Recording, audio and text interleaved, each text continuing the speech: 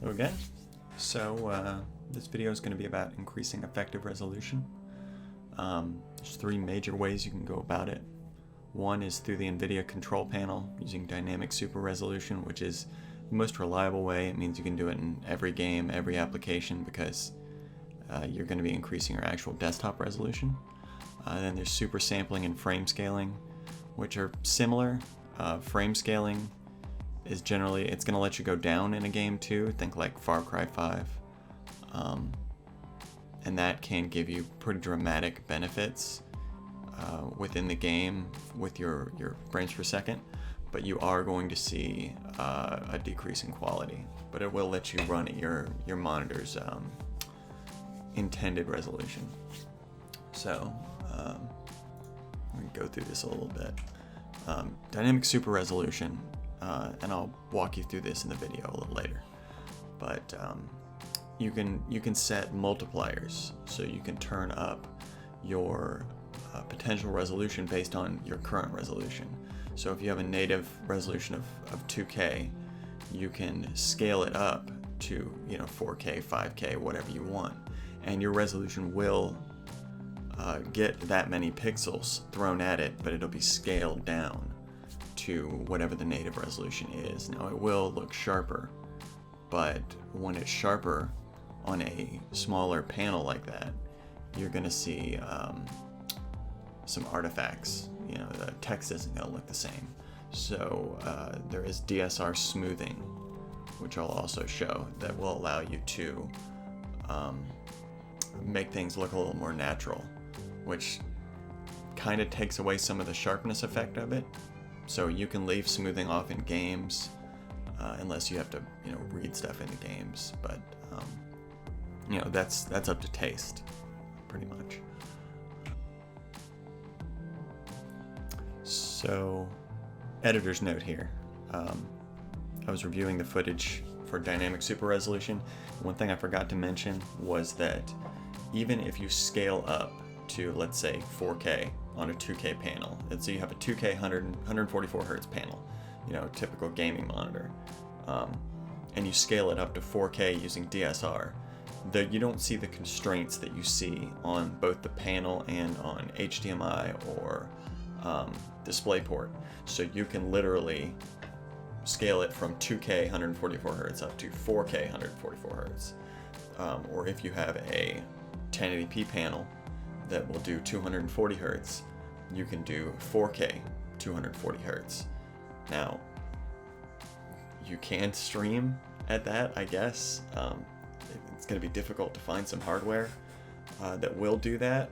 I have a 2080 Ti in my system, and it's, even at 4K with everything on Ultra, you're not going that far above 60 frames currently. But maybe on some older games, you could see a lot of upside there. Maybe on CS:GO or something like that. And then you can get 4K 144 hertz. It's not quite the same, but it's pretty close, and it's significantly better than just 2K native. So, just quick note. Super sampling. You'll see this in like Hitman 2, a few other recent games, and that's just a scaler that goes from 1.0 usually up to 2.0, and that will allow you, if you scale that all the way up to 2.0 and you're at 2K, you're going to get about the performance as if you're running 4K or a little above. And it will drastically increase the quality. So that's up to you. That's based on your hardware, essentially. And then frame scaling. This you'll see in quite a few new games, and it actually lets you drop down below your current resolution. So if you're streaming something at 4K, and you can't handle that with your current computer configuration, then you can drop it down to 0.8, 0.7, 0.6, and it will actually increase the performance. Once again, you will see drops in quality, but for the most part, it's worth it. So, and then we'll get into the video showing some of these. Alright, so this is just a view of the desktop, and I'm going to walk through turning on DSR. This is pre-recorded, so sorry if it's a little awkward. Literally just right-click on the desktop, open your Nvidia control panel, and you'll notice in the Manage 3D Settings tab that there'll be a DSR Factors section. When you pull it down, you'll see all of the multipliers of your current resolution that you can enable. And once you enable at least one, you'll notice DSR smoothness underneath won't be grayed out anymore. And that's essentially just to get text readable again. And see, here's just quick. This is what it looked like before I hit apply. 2K was the max. Pretty simple. And as soon as you hit apply, it takes a second or two. And then if you go back into your possible resolutions, it will literally list all of them. And Windows can't even tell the difference. See? And in my case, since I have a 2K panel, it'll go up to 5K, which is pretty much as high as you need to go. I don't know, maybe if you have two 2080 Ti's, it could be doable.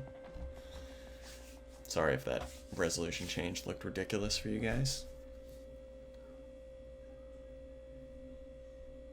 But, yeah. And then you just set it to whatever your preferred is. In my case, I picked 4K. And, I mean, to you guys, this should look fairly normal, since I guess I'm going to publish this video in 4K, just for, utility purposes. And then once you do that, you'll notice that you can put your refresh rate up just as high as you could before. It shouldn't change your available refresh rates at all. And I've tested it with various DSR smoothness settings. I've found 33% to be about good, at least at 4K. And G-Sync still works fine, as far as I can tell, so there's no downside there.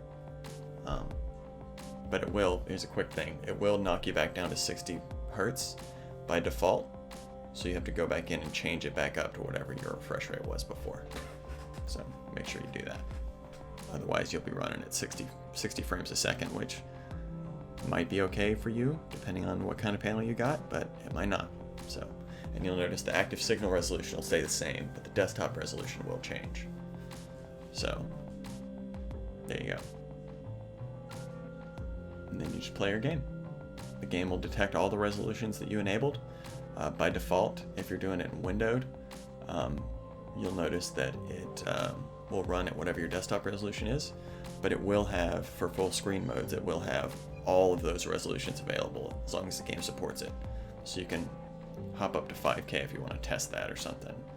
But yeah, it had to be a pretty old game unless you're watching this in the future and you have a 4080 Ti or whatever. So there you go.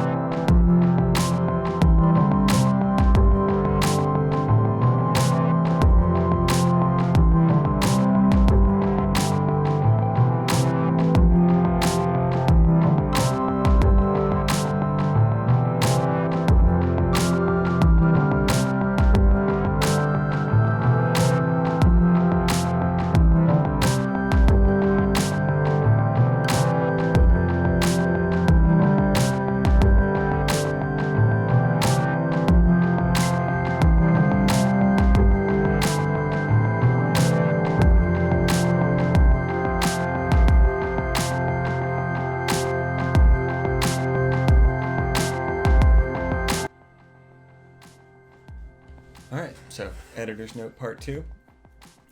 Sorry, I'm stupid, terrible at this.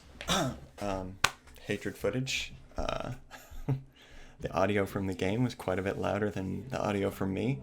Essentially all I was saying was that with the hardware that I've got currently.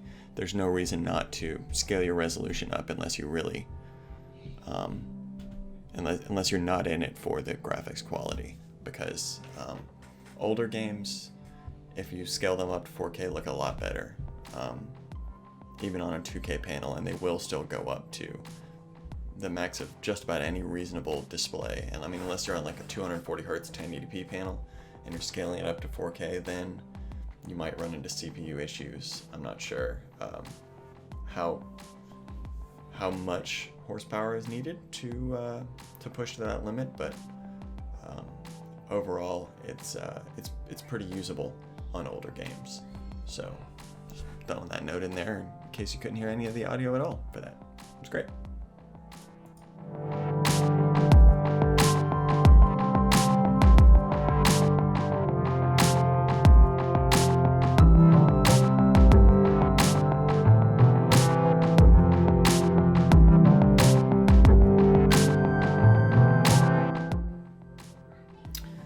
So here's some results for frame scaling, or resolution scaling as it calls it, in Ghost Recon Wildlands. This was a title that I figured would be good for results because it's really taxing on your GPU, and it's a fairly new title.